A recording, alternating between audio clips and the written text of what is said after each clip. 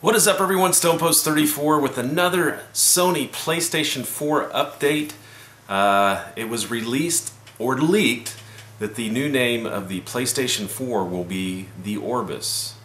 Now, Orbis in Latin, I took 2 years of Latin, in high school means orb, which goes hand in hand with, they just came out with the PlayStation Vita, which means circle of life in Latin. So I guess they've got this Latin theme going. So maybe we won't be calling it the PlayStation 4. So that was the first thing that was leaked. Now, I already did a video that the processor is going to be the AMD, the X64 processor, which is not the most powerful processor out there, but it's the same as that which is rumored to be on the Xbox 4, or whatever Latin word they choose for that. So, I got to think about the name. Why do you call it Orbis? Maybe because it's going to look different. And, I don't think you can change the physical interface, which is the controller for those that are on PlayStation, because it's besides the toggles, it's exactly the same controller form that they've had since the PlayStation 1 came out in the 90s. So I don't think you can change that, but maybe the design and the look and feel of it, expect that to change. The PlayStation 3 came out in the late 2006, and the CEO actually came out and said that he believes that consoles should have a 10-year lifespan, or shelf life. And that's fair to say. In fact, my kids still play on my PlayStation 2. I got rid of my PlayStation 1. It actually broke. But he agrees that they should have a 10-year lifespan. And I don't disagree with that.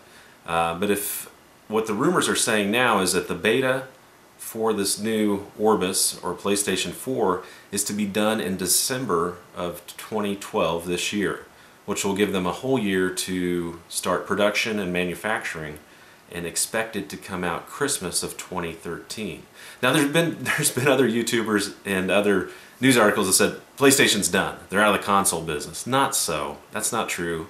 We're talking about a multi-million, billion-dollar business, and for a company to turn its back on it would be ludicrous. And an Xbox, the way they're going when they're integrating ESPN, television in 10 years from now is going to be run through your wireless network. It's not going to be cable. It's going to be different forms. So you need these consoles to control that environment and control that information. And I think that's what you'll see. I'm kind of getting off topic here a little bit.